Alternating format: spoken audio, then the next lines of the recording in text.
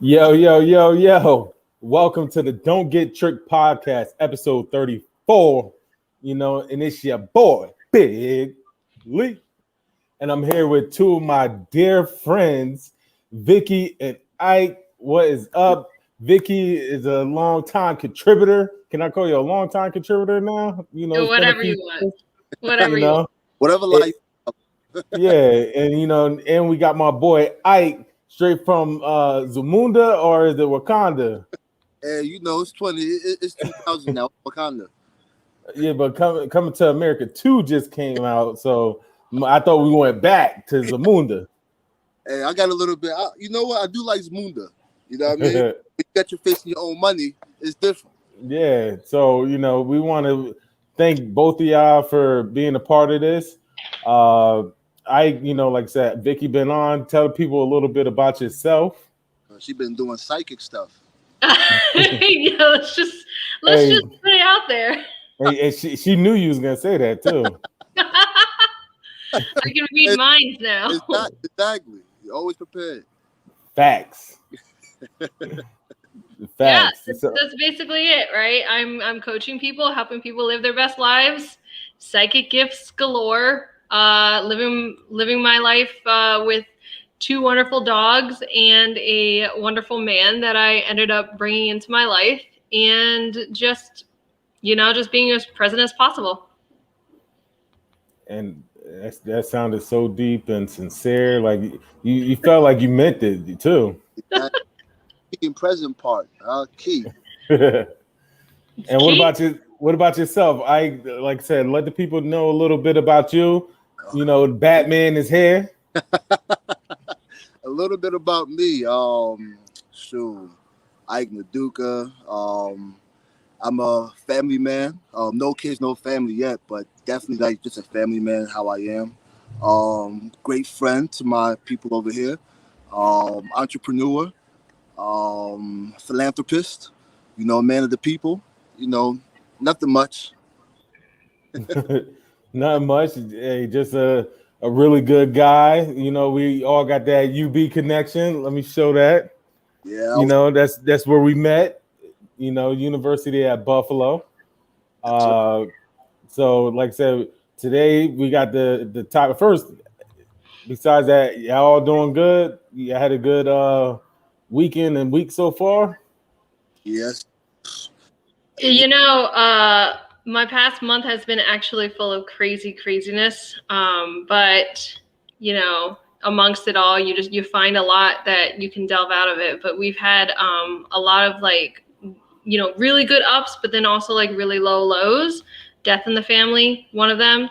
So those are things that we kind of have to ride with. But like I also had my best friend just gave birth within 24 hours of that happening. So it's really like, the life cycle. Well, sorry to hear about the death, and congratulations to your best friend. It's like that, the life cycle indeed. One death comes and life comes, right after. It's pretty. Yeah, it was crazy for me to witness that the news like back to back like that. Mm. And what about you, Ike? You good? How's everything up in New York? Hey man, blessed, highly favored. I guess I don't know if people are doing July 4th or not. So I guess we was doing Juneteenth through July. Did you do anything for July 4th? Either y'all? I just went and did what everybody else was doing. Went to a couple of events, had a day off. No complaints. Spent time with good people. So I enjoyed myself. That's dope. Like I said, we got the topic today is dating in different cultures. And I'm the American culture, so I'm the norm. We got the Asian culture represented by Ike. Vicky. Hey, look, I eat Chinese food enough. I'll tell you that. Oh man. And then we got the Nigerian culture represented by Ike. And being like I said, being around y'all for 15 plus years now, seeing different things within the culture. I know I know an Indian woman that they had an arranged marriage, and then she went outside of the arranged marriage and married a black man and got shunned for that. So is that the same type of things within your culture? You know, where dating outside, where they want you to be, you know, like keep the Asians, you know, are Vietnamese as Vicki is, keep it Vietnamese. Are you allowed to date outside it? Yeah, so this is actually a question that I've been noticing the answer has been evolving over the course of my lifetime, just even within like my lifetime, right? The few decades that has been, because growing up, right, my parents are refugees from Vietnam. And so growing up, it was like pushed on us, like you want to marry a Vietnamese person, right? You want to keep like, I don't know, the bloodline pure or something like that, right? You want to keep it in the family so that the Vietnamese people can still like, you know, be family and whatever. Because growing up, like every time we had family get-togethers, right, it was all Vietnamese people congregating together. And I remember it as a kid, the first time somebody in my extended family, because we're really big on extended family, somebody married a Chinese person, and there was like kind of like, oh wow, this person's not going to be like in the family like anymore. You know, it's like, you know, they're still Asian, but they're Chinese, like they're not Vietnamese, like they're going to have to learn Vietnamese to get it, like to fit in or something, you know. And so there was kind of like that energy around it when I was a kid. And then when the first time that somebody married a non-Asian person, right, which was a white person, then there was like, oh, they're marrying a white person. It was like, it was really like something that people had to get used to, that they were really resistant to at first. And that was really hard because there was that pressure as a kid where you're like, oh gosh, okay, so I have to make sure like I find a Vietnamese person somehow. But like I'm in America, and the amount of Vietnamese people to find is not really as easy as, you know, if you were in Vietnam. And then one thing that I found really difficult was when I started dating black men, and she got the black card. Or she had it, I should say. Yeah, and that was difficult because here's the thing, like, and it really bothered me, but then I actually didn't realize until, you know, this year what was really going on, because my family had a difficult time with it, and they said, you know, you can't be marrying a black man. And I was just like, why? Like, and because they said like it would, you know, it'd be really awkward in the family. And I was like, this is messed up. But it didn't occur to me like the breakdown of it until I think like this year or last year, which was that when Asians came to America, we got gaslit. We got gaslit because we then were like, oh, we're Asian, we're outsiders, we're outcasts. And then like American society was like, Asians are the model minority. And that was their way of putting us in a box and like making us stay in line. And so the Asians, like the ones who came straight from the motherland, were like, okay, we got to fit this mold. Okay, so they tell us that we have to like study hard, and we have to be doctors, and that's what's going to make us successful, and that we have to be as white as possible. So we got to fit in. We have to fit in. And it became a matter of survival for parents to fit in. So what happens in American society? There's a lot of racism that's the undercurrent of everything. And so the model minorities really took it to heart. They're like, okay, everything they say is correct, and we have to fit in. And so we're going to go with this as well. And, you know, it's a form of manipulation that I think that a lot of people don't realize that they're still experiencing, that they're undergoing, because it didn't really occur to me until recently. Like, this is truly what's going on. Like, these thoughts were not generated, you know, from my family in Vietnam, right? They didn't think that way in Vietnam. They came to America and then they thought that way. So, you know, it was difficult for interracial relationships, and actually to the point where when I started actually seriously in a relationship with Chad, I actually had some anxiety because I was like, he's not Asian. I don't know how my parents are going to react to him. And on the one hand, I know my parents want me to be happy, but on the other hand, he's not Asian. So it's a toss up. I don't know what's going to happen.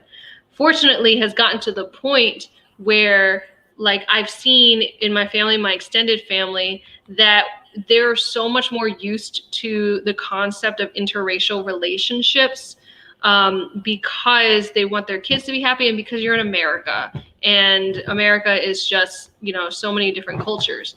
So, and there's just so many people who are like my cousins, like almost everybody is in a relationship with someone who's not Asian. So it got something where it's been accepted. It's been welcomed. And I even have a cousin who's in a serious relationship with a Black woman. And she seems to be accepted into the family as well. So things have evolved over the course of my lifetime, where the family is getting used to seeing their families become mixed. Lee, where'd you go? Oh. Yeah. Now, I like I said, I've been around you for all these years, and you know we have countless of conversations about that. Do you think it's been more accepting today based on over the past year with the whole Black Lives movement happening and seeing how Black people are treated? So there's like, well, we could treat them, you know, we've been treating them wrong, you know, for years because we're trying to fit in with, you know, with the white people and stuff, and our model it, you know, after them. Yeah, for sure. I definitely think that, I mean, this is just my theory, but it seems to correlate that the shift in perspective changed because of the Black Lives Matter movement. I think that before, when I tried to have these conversations with my family about the treatment of Black people, it was really hard because it wasn't in their face.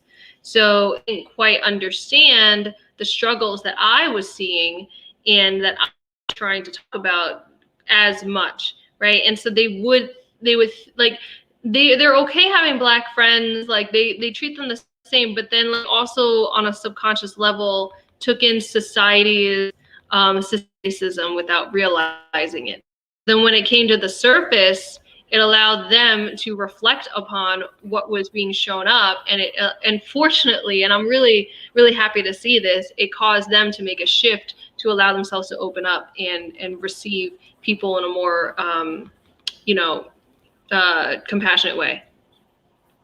And we're gonna let Ike jump in and tell us about the Nigerian culture a little bit and how it's perceived. Because, like I said, as a good friend, we talk about it. You want to marry a Nigerian woman. Yes. You went with Becky with the good hair for a little bit, you know. So, but like I said, you want to marry a Nigerian.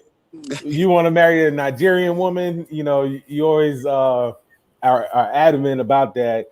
And you test drove, like I said, the Becky with the good hair. But I want you to give us your insight on the Nigerian culture so the people can, understand from that point, that perspective.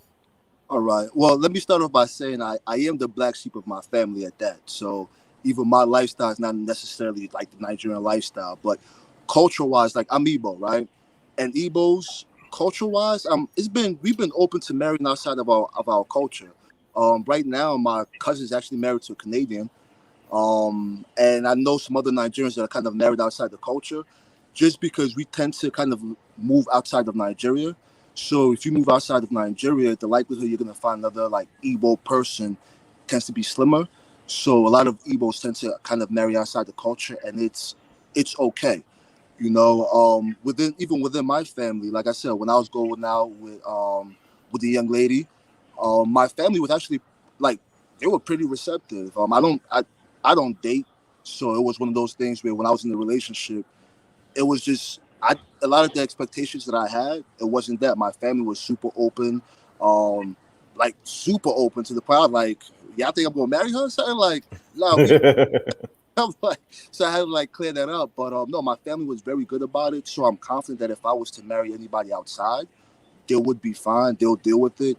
Like I said, granted, I already live a little bit different, so yeah, it wouldn't be any pressure. But culturally, is accepted for the most part. But for me, why like I want to marry an Igbo woman is just again family wise. One from speaking my language to I travel back home. Right now my brother moved back home. He married his wife. They married in like 3 months. He moved back there. They're having their whole life. The dynamics of his wife and my mother and my family members is just it's an easier like dealing with where you have somebody in your culture and there's just a certain way you move, certain things you deal with, certain things. Hey, Ike, while you're muted, do you think you could take your finger away from the camera? Ooh, my bad. But yeah, so just like there's just certain things. Like let's say one of the things that happened was when my brother married his wife, he wasn't living in Nigeria, so she came out and she was like living with my mom.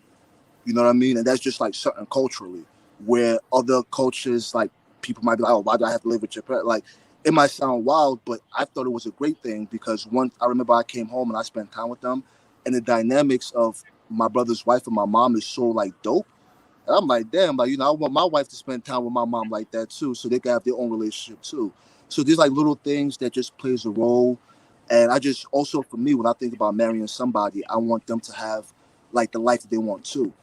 You know, so I don't necessarily, for me, I'm thinking, hey, if I marry a woman, how difficult is it for her to kind of get accustomed to my culture? Is it going to be a burden to her? Or is it going to be something that's going to be like she's going to cherish? You know, so I know if she's Igbo, it'll just be easier for her and it won't be a question than if she's not.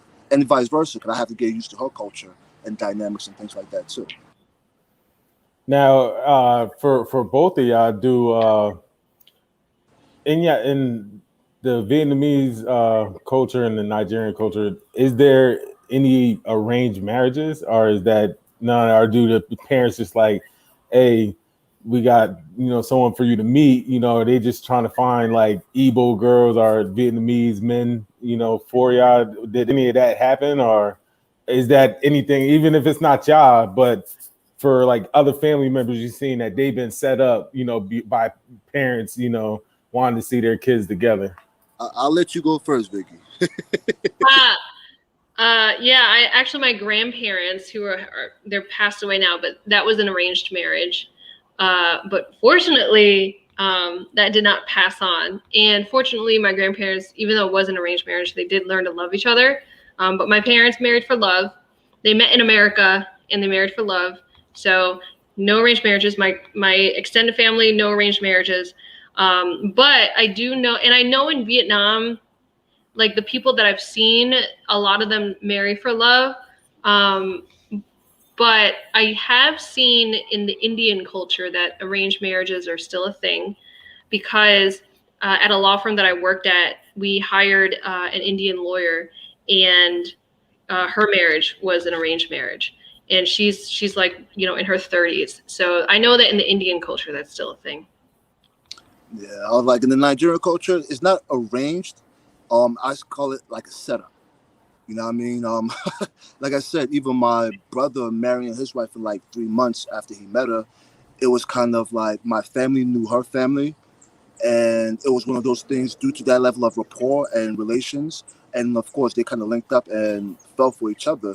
So it was kind of like it was a goal all around. So it's more of like that type of setup where people meet each other. And then there's so much that's invested when it comes to family and everything else. And it's kind of like if they rock with each other, people just kind of get married. That's why we're capable of getting married so fast. Wait, hold on. So a setup, what is that? Like you put them together and you have the option to say yes or no? Like what is the setup? Like, it's kind of like the setup because how my brother, so what ended up happening, I think my mom invited the girl over to like the crib. And so like they met at the crib and it was funny, like my mom was like trying to like text me stuff, and then my brother was so like they were like texting against each other. It was hilarious, and but it was like a setup. Like that's what I mean by. So is it like Tinder for Nigerians? Like your brother come there, he could have swiped left if he ain't want her, and then or swipe right. It's like Tinder, but it's almost like to a degree you don't even got a choice in the game. Like yeah. So, yeah, my mom would be like, my mom would want to like send me pictures of girls. Hey, what do you think about this girl? I'm like, what? Like I don't know. I don't think much about her. Like, You know, even my friends go through that now because we all kind of like old enough, you know. So even like a couple of my friends deal with it from their parents. Like every Nigerian, they ain't married after 21. They're dealing with some type of smoke from their family members, from people trying to send their photos to people sending you. I've had that. Yeah, so it's what that's why I say it's a setup. Like at the end of the day, like look, I go to Nigeria, I already designate time for my mom to set me up and live her best life. You know, she's my mom, so I wanted to like enjoy that experience. But I'm like that I'm gonna bite now because like I know what I want and I know how to go get it. So I'd rather just go get it. But I let her live her life. You know, we have fun, we tell stories about it. She already messed up with me, but she succeeded with my older brother. So now she's trying to do a comeback. I ain't trying to have it. So they would like your family, your extended family members would try to like set you up with whatever other Nigerian person that they think fits their own criteria, and then they try to. I've had that. Yeah, my great aunt tried to do that. Yeah, so like I said, that's why I'm like, it's a setup. You're not forced to marry nobody. You could say no. You never got to show up. You know what I mean? But like I said, for my mom, like I remember it was like a couple of years ago. I went to Nigeria. We went out met like 4 different like girls / family. All that. I'm like, you know what I mean? It was one of those. Look, I remember I was man. brother. And hey, when you go back and you know, mom got those dates set up. I'm coming with the camera. You know, we can make a little show out of this. You know, hey, Ike for love. You know, love at first sight, third chances, right? I was in a couple of these shows. I know how it worked. So, hey, but you know, I feel lucky because like for me in the Asian community, right? Like there's the generations stay separate, right? So like the parents and like the aunts and uncles and then everyone above, like so all the adults will talk to each other. And so my great aunt wouldn't talk to me, she would go through my dad. Right. And then she'd be like, there's this Vietnamese person. Is she still single? Like, there's this Vietnamese person. And then my dad would come to me. And so I didn't have to answer to her. I had to just tell my dad. They go straight to the source. Like, a lot of stuff is going to come through my mom, but I have a good relationship with my aunts and uncles. So they'll reach out to me. I have friends. I've had, like, other Nigerian friends that I'm cool with. Their parents talk to me directly. Granted, like, I guess I'm very engaging, and family members, I have a problem with talking to me, I guess. So it's an easy conversation. And they're trying to like, hey, what do you think about? And I got to give them the polite curve, like, yeah. That's like if you're like in a herd, and then the animals go on the scent, and they look for like a mate, and then they all come back to the animal, and they're like, we have hunted down these animals for you to pick from. Yeah, and I just like I said, it gets crazy, but like. I think like to a degree it works. Like I said, for my older brother, it worked. He got married in 3 months. For me, I don't think it's something that'll work for me. Just because I know what I want. You never know. But first, hold on. We're gonna welcome the people that's joined us on this live so far. This is episode 34 of the Dontgettricked podcast. We're here with Ike and Vicki. Drea is not available today. She's had other commitments today. She'll be back next week.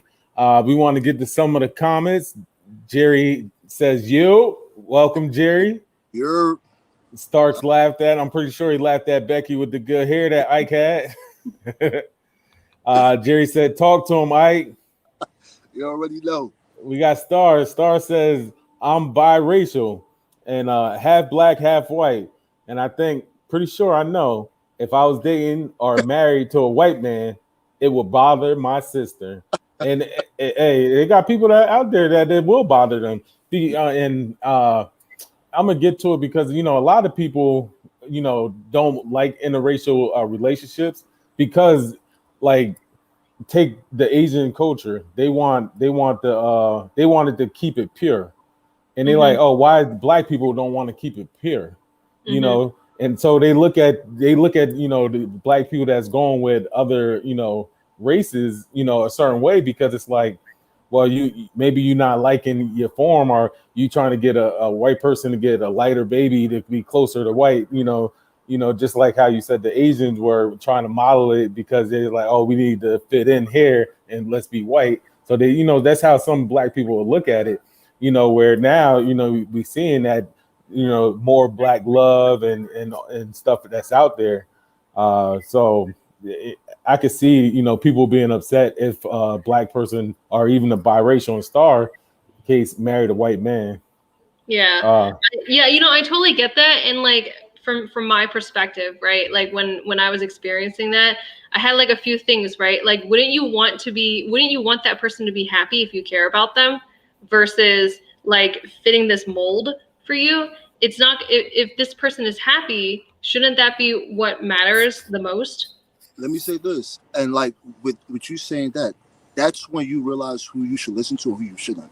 Like if Yeah. somebody for you about your relationship, I'm like, then you just know that person is irrelevant because they clearly don't care about your happiness. Yeah, like yo, live your life, man. Let me do me. Yeah, like people that care about you want to see you good. Like if you're not, there's nobody in my life that cares about me that doesn't want to see me happy. So I never have to. I mean, to your face. Huh? Oh yeah, especially to my face. yeah. So we got Jerry said yes, he did. LOL. Star said, Ike, we all know you want a Nigerian woman. Would it matter if she wasn't from your specific tribe? I mean, yes, to a degree, it would matter. Like I said, like there's some of the things that works out where it's kind of like, oh yes, you'd be comfortable going to Nigeria, things like that. But it would matter. Like I said, I speak my own language. You know what I mean? Now, hey, let me cut you off. When coming, like I said, from America, and I think Nigerian, I think it's all one thing. What's the difference? And let the people know like the difference over there, so they know, because she's saying, is it tribes or is it just different, like, areas, or how is it? I mean, yeah, like you could use it as tribes. There's different tribes. There's three main ones: Hausa, Yoruba, and Igbo. So I'm part of the Igbo. There's a plethora. So yeah, be beefing or any of that, or I mean, to a degree, there is commotion. So put like this: when the Africas was colonized, right? So the British came and they conquered the Africas. They created these countries. So Nigerians didn't create Nigeria in a sense. Britain created Nigeria, and the people that live in that piece of land have to, in a sense, make Nigeria work. So a lot of the reasons why Nigeria isn't progressing the way that a lot of Nigerians would like is because you have a plethora of people in a body of land trying to make that land work. And again, if you're not from the same tribe, like just your way of thinking, your way of processing is different. So it makes it difficult to kind of move things along. I mean, you look at America, you can say America is divided, white, black, Asian, whatever. And America still kind of progresses because the whites are more the majority and things like that.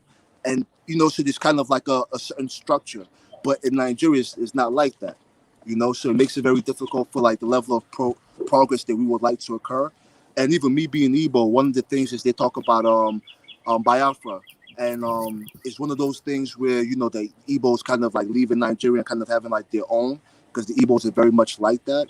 So there's like all these dynamics that come into play because we are different. And Vicki, do you think it's your generation of family, like siblings and cousins and stuff, that is changing the dynamic within your family in terms of who they could date? Like, so it's more open to it? Yeah, for sure. I mean, like, granted, like my mom's siblings have married outside of the Vietnamese culture, but for sure, like my generation, myself and my cousins, we are like walking our own path with this. And, everything's just brand new with this. I mean, almost, like I said before, like almost every single one of my extended family members in my generation have, either they're dating or they're married to or engaged to someone who's not Asian. So and then the ones who are with someone who's Asian, they're not Vietnamese. So for sure, I mean, this is going to be like this is a whole brand new thing. Yeah, and I want to ask, because based on them having reserve against dating outside the race, how was it? And like I said, you don't got to talk about like your family members, just in general, the Vietnamese mindset of like same-sex relationships. Was that just taboo? Was that no, or did they not look at it the same, or is that changing now? You know what I noticed actually? What is more taboo is having an out of wedlock child. than having someone who is homosexual, is what I've noticed. Because the reason I say this is because I remember when I was young and I had said something to my dad, and he said that he actually does have a homosexual uncle who's like in the fashion industry or something. And like the way that my dad said it, and like, mind you, I was probably like 13 or 14, right? So this is still when like all of this stuff was, this is 2 decades ago, when this stuff is like, we understand, about homosexuality, but like there's still a lot of people who are resistant to it, much more so. But my dad, the way that my dad said it was just like matter of fact. He's just like, yeah, I have a gay uncle, and like it didn't matter to him.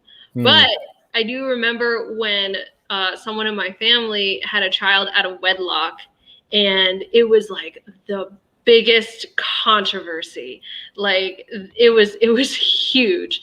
And it kind of caused me some trauma, to be honest, right? Because it's like, oh gosh, like you have to make sure you're super careful, because like, I mean, I'm talking about like, they were talking about whether or not this person was going to get disowned, like type of thing. So it's interesting. It's about reputation more, in my culture. Okay. We get back to the joint. Candy Daddy says, what's up, Ike? What up? Star says, Lee, your wife is Dominican. Do you know if it was ever an issue with her marrying a black man? Certain Dominicans don't consider themselves black. It wasn't an issue. I know with her family, her grandmother and mom, more pushed it. More her grandmother was the one basically like, pushed her over the edge and told her, oh, this is what you should be doing. My boy. But do they probably, I don't know if I can't speak to it, but she'd probably be the more one to speak to it. But they might want somebody that speaks more Spanish than I do. Hey, Spanish. You speak more. I'm getting a little better, but it ain't what it is. But I would say, it, because when you could speak their language, they feel even more comfortable with you. Instead, if I go to, a party or something and it's just all them and that's their first language, and then I'm sitting there twiddling my thumbs, so I can understand when it's like, man, if I married a Dominican where my wife speaks English, so we have good communication, but some of her family don't speak English, like she does, but make it work. That's why we got Google Translate, right? But that's so true, because I know for my family, like if you want to get past their walls, the easiest way is to speak fluent Vietnamese. As soon as you just spit out the Vietnamese, they're like, oh my gosh, you're part of the family now. Like, I'm going to adopt you, whatever it takes to get you in the family, You know what? So, it's too, because a lot of Igbos do speak English. So I think that's also why like I said, it's not really like a big deal back home. For specific families, it could be. Like I said, even my family having things in Nigeria, stuff like that. But that's why it's so easy to kind of just meld in there, because I mean, like I go to the village and I'm speaking English to people and they can speak English right back. Okay. Yeah. So I mean, I think the language barrier plays a huge like subconscious role into all of that. Absolutely. Oh, well, to speak on language as well, like that's also one of the things that's affecting the Igbo community. Our language, like I'll go back home and there's people that don't speak Igbo back home.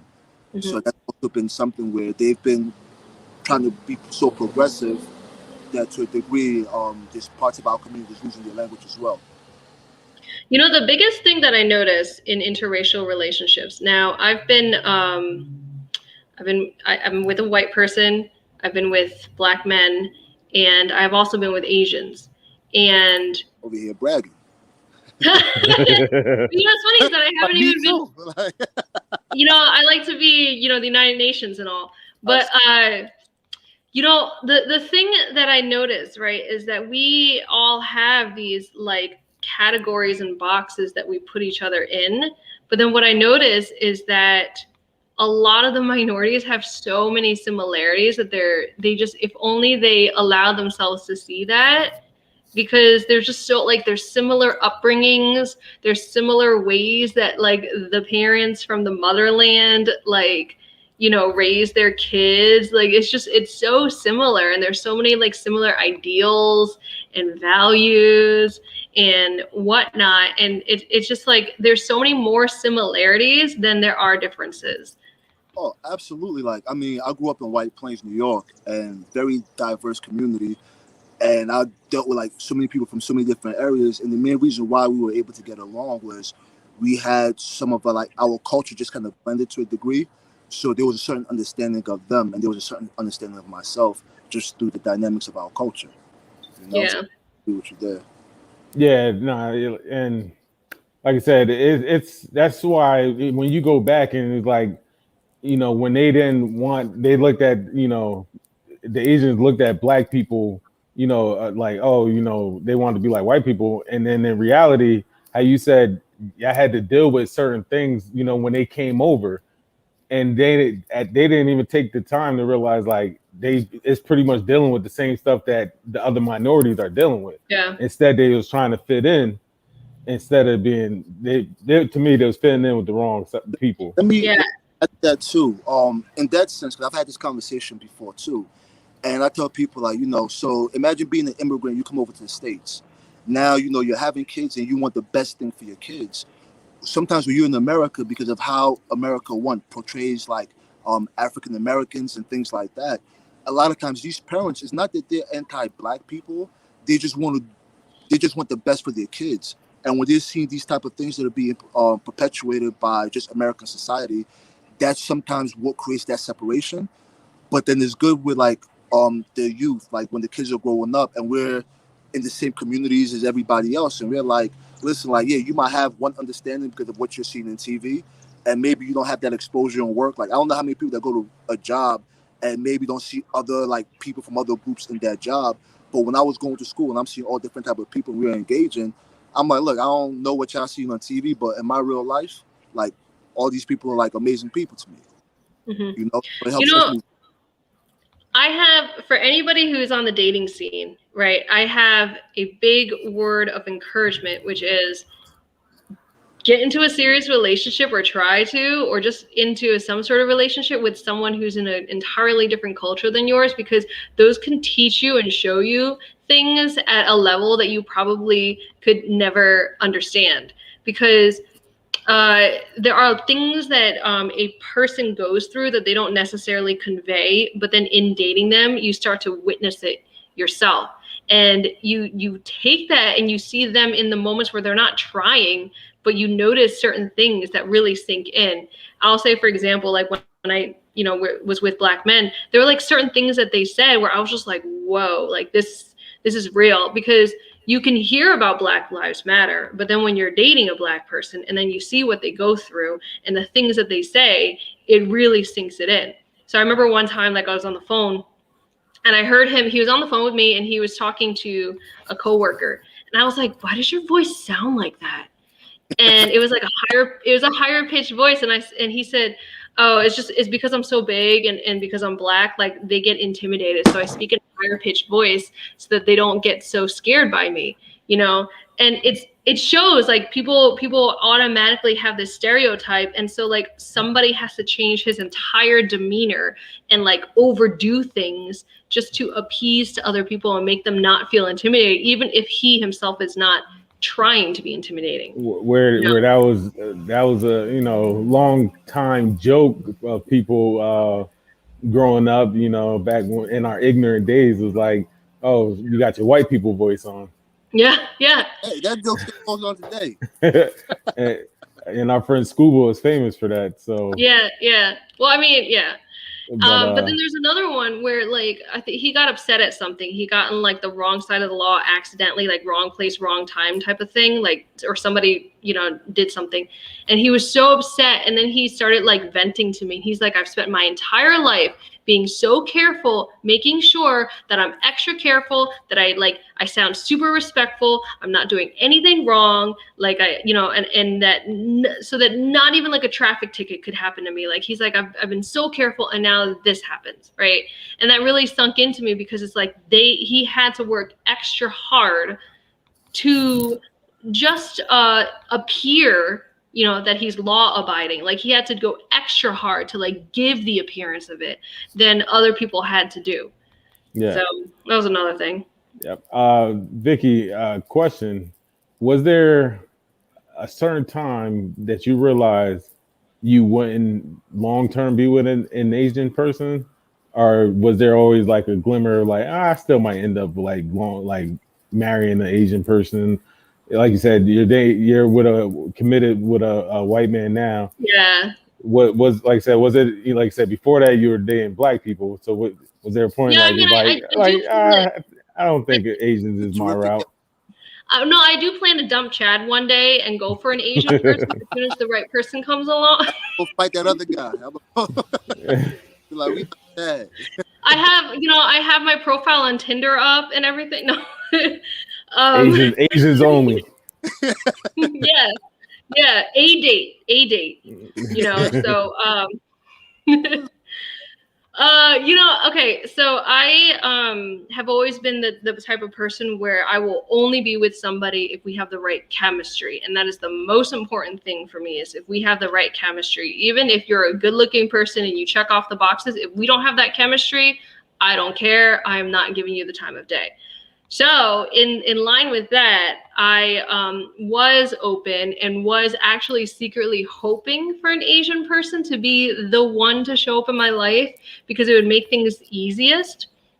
And not gonna lie, I'm gonna be very honest and very blunt here, right? I was never into white guys. So in like the list of potentials at the very, very, very, very bottom was a white person because I always thought they were boring. So of course the universe drops in Chad and my entire like world just blows up, right, and goes crazy. And so yeah, I mean I did. She went back, fellas. I went back. My first boyfriend is white, so I went back. I really did. Man, they said once you go black, you don't never go back. Vicki broke that stereotype. Oh yeah. That's you know what? I'm a rebel. I don't like to follow what other people say. I follow my own rules. So I heard that and I was just like, I'm here with black sheeps all over. Yes, indeed. Hey, let's go. Candy also said, I'm with you, Vicki, United Nations. Yeah.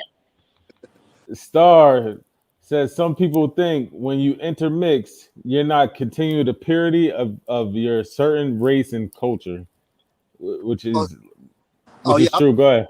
Like, because even for me, like I said, me wanting to be with an Igbo woman, like, also as I get older, I'm like, is that going to likely happen, right?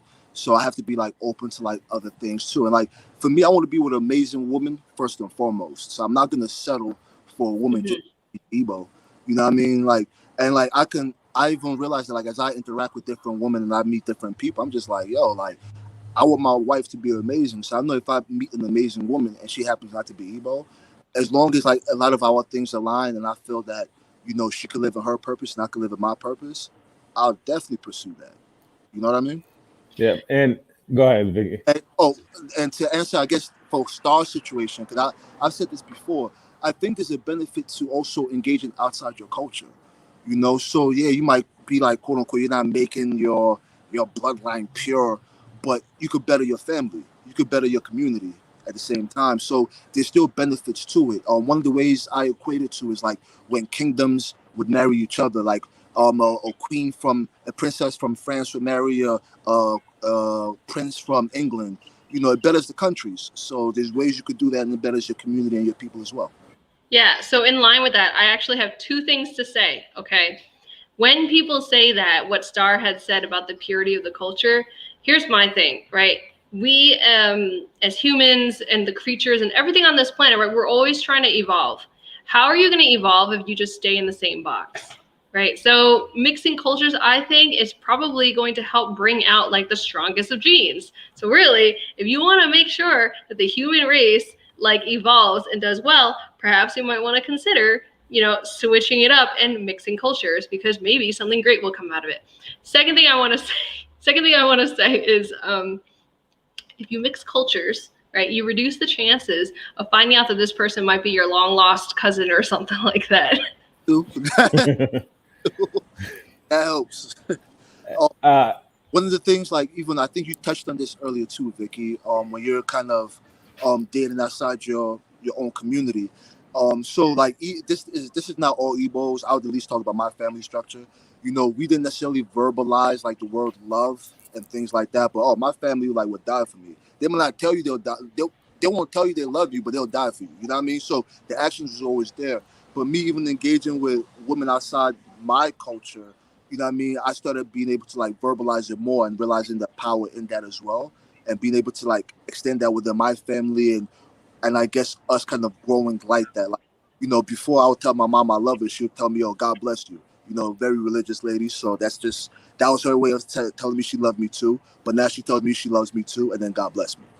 So little things like that. Now, quick question is, now I know Nigerian, especially like the ones in America, they do, when they get married, they usually do American marriage and Nigerian marriage.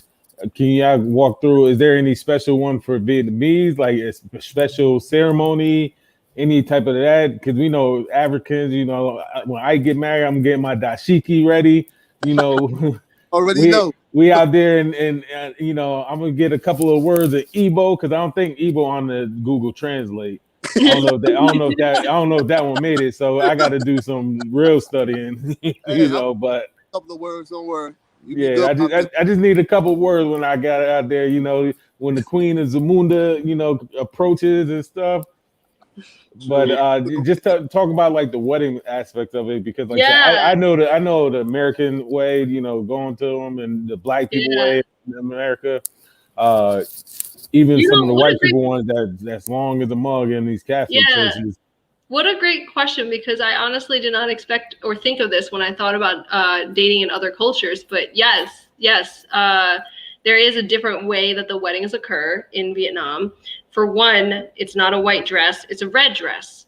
And it's not a black tux or whatever, it's a blue Vietnamese suit. And they actually wear like this Vietnamese crown type of thing on their heads. And so the whole ensemble is completely different.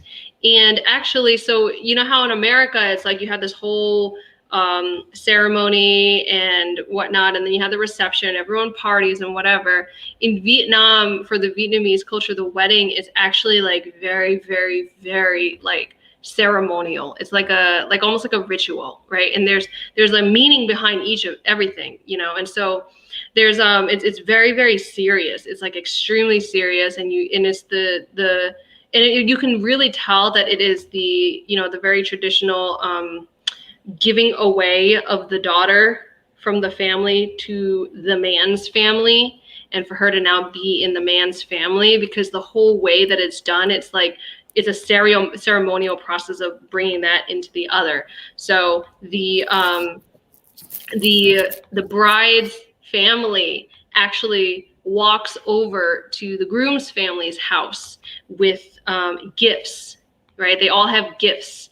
And then they bring them over and they present these gifts as offerings. I don't know, maybe it's like the version of a dowry, right? So they bring these gifts as offerings, and then they have this like ceremonial like conversation where they hand them over.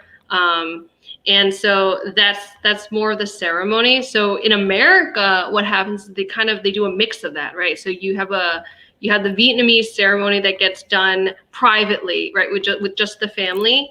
And then they have the American ceremony, and then they have the American reception. And what I've noticed is that the bride will switch dresses. So she'll wear the white dress, and then she'll wear the red dress, or vice versa. And what I've also noticed is that the bride also changes her dress at least one more time during the wedding. So she wears at least like 3 dresses is what I've noticed, which I think as a woman, right? It's pretty cool. Hold up, before you go, which when it is time for you to get married, which type of wedding will you have? The Vietnamese, very ceremonial one, and Chad's walking to your family house from Wisconsin all the way to North Carolina with gifts, or are you gonna have like the Americanized? Are you gonna just intertwine it? Yeah, it's definitely going to have to be intertwined, and I honestly don't know, because I've seen my cousins and my brother get married, and they've all had controversy over different things. Because I remember my cousin got married, and his family wanted them to wear the traditional Vietnamese garb, and my cousin was like the one who was like, hell no. And his now wife was like the one who was willing to do it.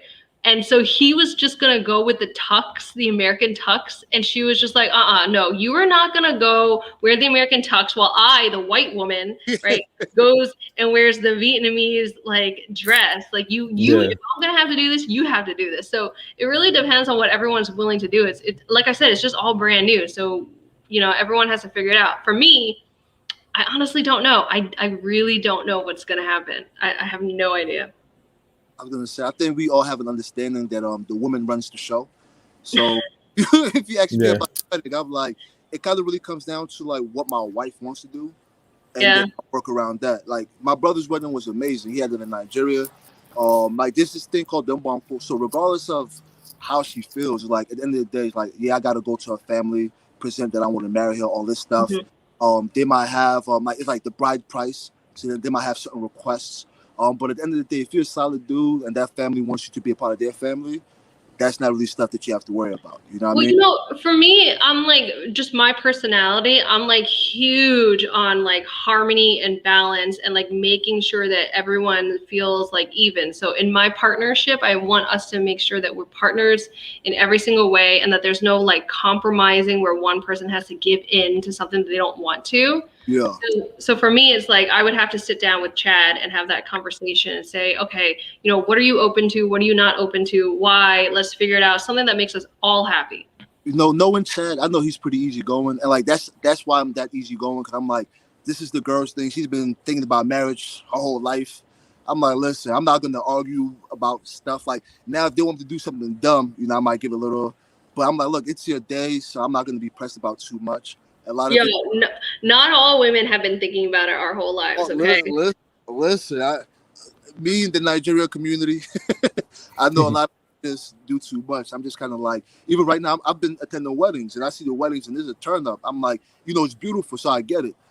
So I tell like, look, however my wife wants to have the wedding, I'm okay with it. I'll deal with whatever. I'm not. It's one of those. Even if I don't quote unquote like it, I'm like, listen, it's one day.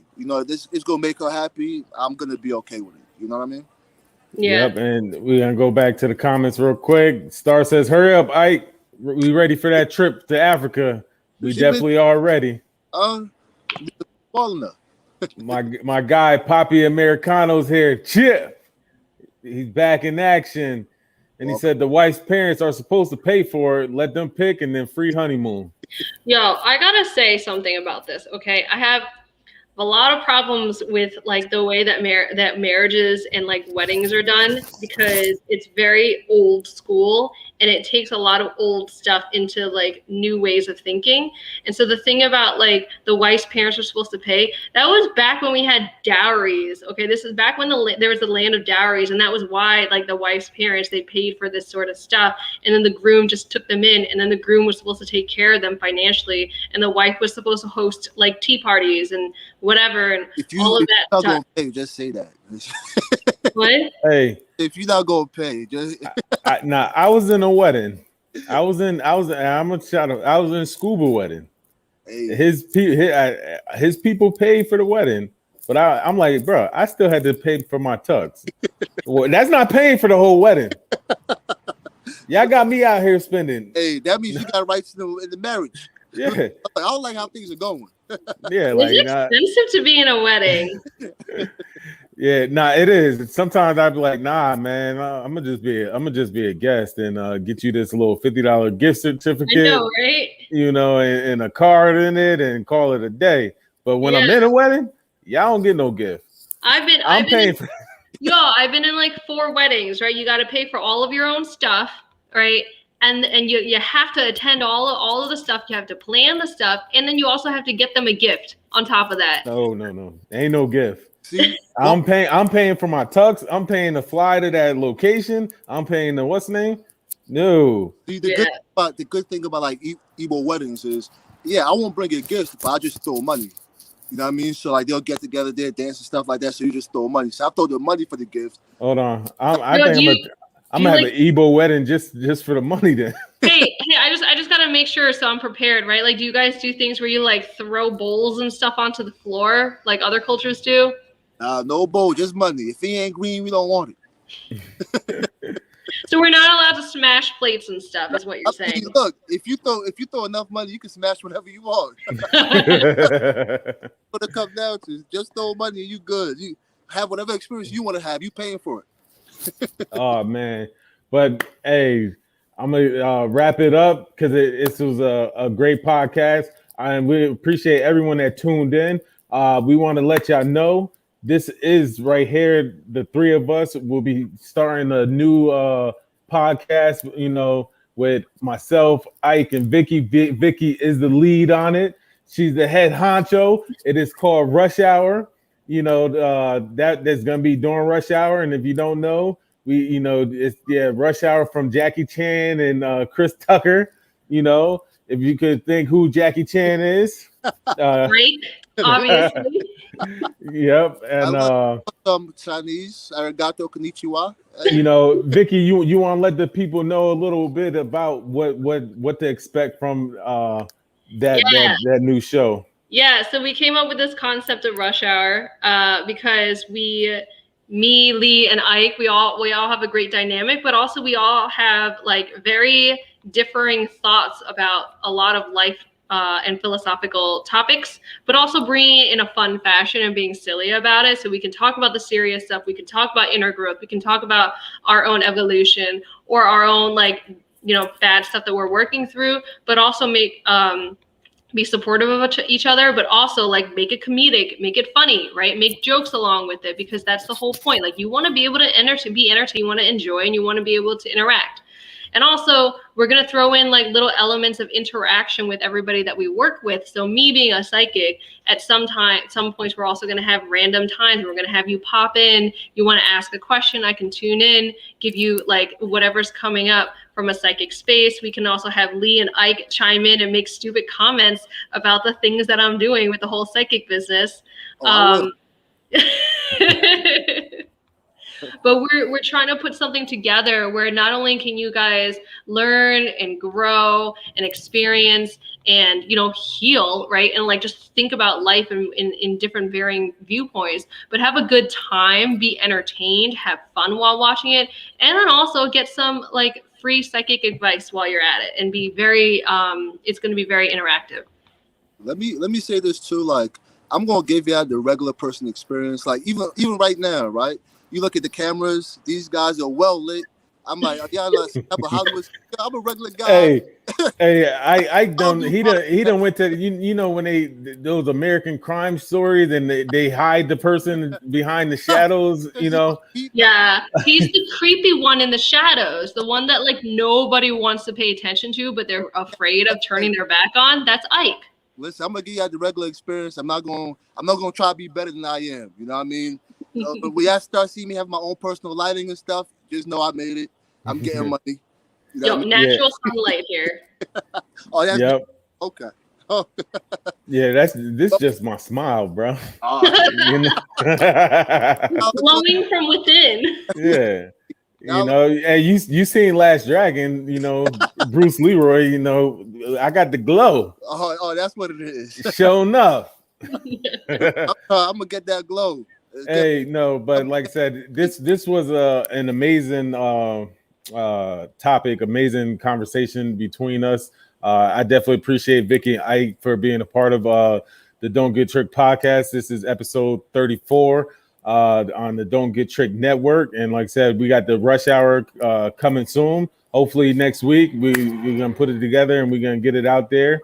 So be sure to tune in and come with your questions, your comments, and all that. We're gonna start up a YouTube page. We want y'all to go follow that page, share that page. The more people we could get, the better, on it and stuff. So Vicki, Ike, y'all got any final words for the people? I'm Ike? glad to be here. Nah, I mean, my final words are: you just do you, live a good life, have fun. Doesn't matter what other people think, because in the end, you're the one who has to live with your own life. So do what makes you happy. If that means we date people outside of our own race, right? Go do it. Have a good time. yeah, my thing is, as long as you ain't hurting nobody, make yourself happy, man. And then sometimes, like, I mean, like, actually hurting people, not people are offended because you live in your best life.